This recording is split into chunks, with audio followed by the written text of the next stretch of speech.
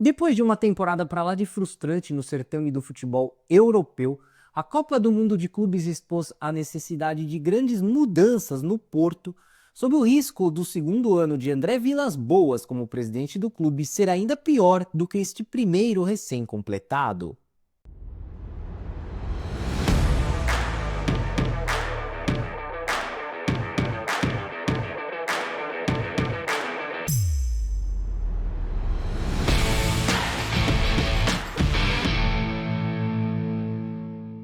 Não fomos o que tínhamos de ser. A frase dita pelo treinador do Porto, Martin Anselmi, após a derrota por 2-1 frente ao Inter Miami pela Copa do Mundo de Clubes da FIFA,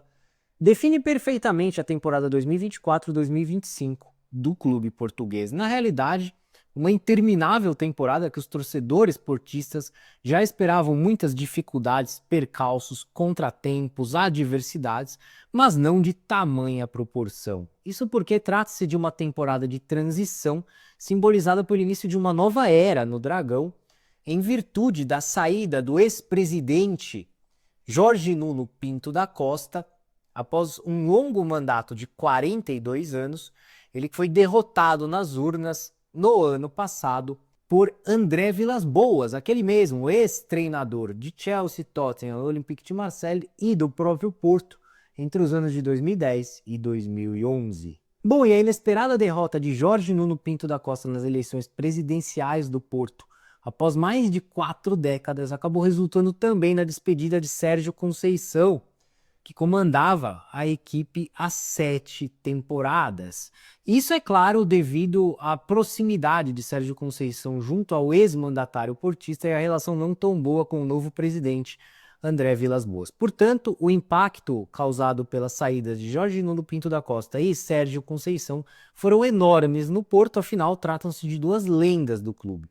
E, por conta disso, a margem de erro da nova diretoria portista, liderada por André Vilas-Boas, era mínima, né? O que eu quero dizer com isso é que somente uma temporada convincente desde o seu início, pelo menos em termos de resultados, seria capaz de aliviar a tensão pelos lados do Dragão. Pois é, e apesar de um empolgante início de temporada marcado pelo triunfo por 4-3 de virada sobre o Sporting na decisão da Supertaça de Portugal, o Sporting ainda na época comandado por Rubem Amorim,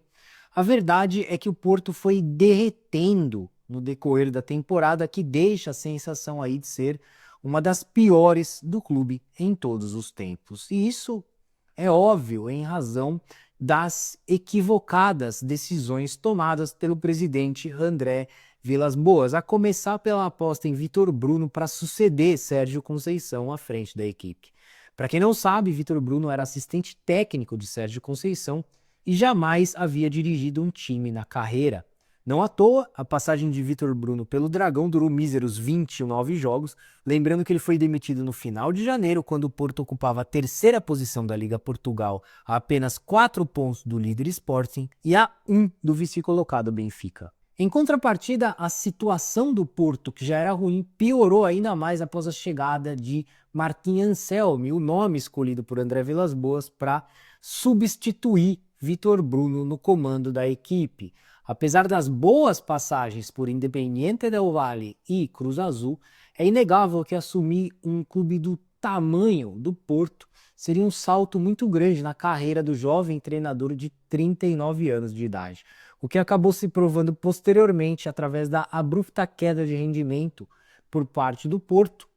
composta pela eliminação diante da Roma nos playoffs de repescagem da Europa League, seguido da goleada por 4-1 sofrida frente ao Benfica em pleno estádio do Dragão pela 28ª rodada da Liga Portugal, além da pífia campanha na própria Liga Portugal, na qual os pupilos de Martin Anselmi somaram 9 vitórias, 3 empates e 3 derrotas, terminando o campeonato na mesma terceira posição do time de Vitor Bruno, porém separados a 11 pontos do campeão Sporting e a 9 do vice Benfica. E cara,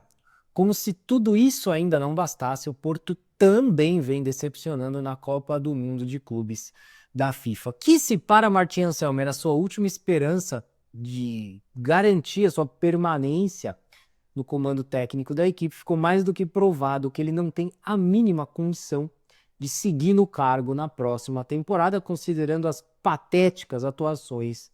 dos portugueses no Mundial. E isso que eu tô gravando esse vídeo antes do desfecho da fase de grupos do torneio, né? Antes aí da última rodada da fase inicial. Mas, cara, pior do que os resultados para os torcedores portistas é o futebol praticado pelo time, já que desde que o Martin Anselmi desembarcou em solo português no início do ano, ele não entendeu, não compreendeu em nada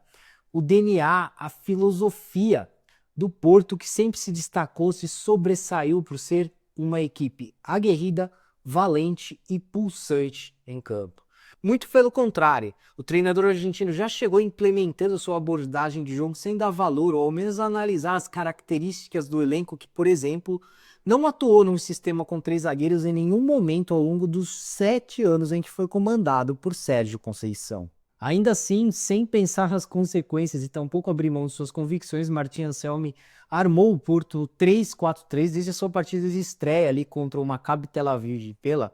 Europa League e persistiu com essa ideia até o final da temporada, aí mesmo visualizando à beira do campo que o time não rendia atuando nessa formação. E isso sem contar a apatia deste Porto absolutamente sem alma, que é capaz até de perder para um adversário como o Inter Miami, que atua numa rotação infinitamente inferior em comparação até mesmo aos desafiantes do Porto na própria Liga Portugal. De qualquer maneira, isso tudo é reflexo da péssima administração de André Vilas-Boas, que enquanto não tirar essa veste de querer ser um entusiasta, um visionário, um cara que enxerga lá na frente, continuará nessa espiral negativa, por mais que ele já tenha assumido a presidência do Porto com a saúde financeira do clube absolutamente comprometida, o que já tornava difícil a missão de geri-lo. Então, cara, para o Porto sair dessa crise que ele se encontra, eu acho que a primeira alternativa seria André Vilas-Boas trazer um treinador que conheça mais profundamente o clube, as suas raízes, a fim de resgatá-la até mesmo junto à torcida e restabelecer a identidade do Porto que no momento inexiste, né? Além disso, trazer um treinador que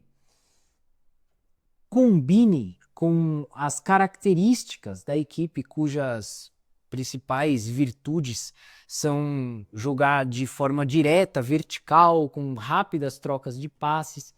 que acelera o jogo principalmente pelos lados do campo, com jogadores velozes dando amplitude pelas pontas, o que não acontece hoje com uma equipe lenta, alas que não apoiam, tampouco dão velocidade, meias que ficam presos ali entre os meio-campistas e zagueiros adversários, e o atacante Sambu que fica literalmente isolado lá na frente. Contudo, por pior que seja o trabalho realizado por Martin Anselmi no Porto, é fato que ele não tem limões para fazer uma boa limonada. Algo que ficou claro e evidente, por exemplo, na Copa do Mundo de Clubes da FIFA, onde ele olhava ali para o banco de reservas e não encontrava nenhuma opção para deixar o Porto minimamente mais competitivo em campo.